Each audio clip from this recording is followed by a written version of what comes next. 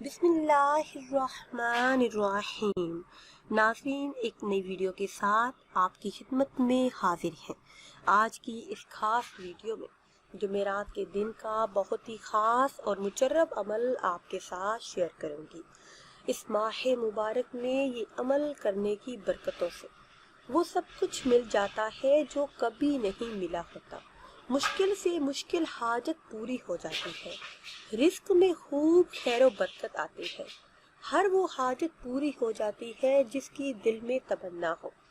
لاکھوں لوگوں نے یہ عمل آزمایا اور جس کسی کو بھی یہ عمل بتایا گیا ان کا یہی کہنا ہے کہ اللہ پاک نے اس ماہ مبارک میں اس عمل کی برکت سے انہیں مالا مال کر دیا۔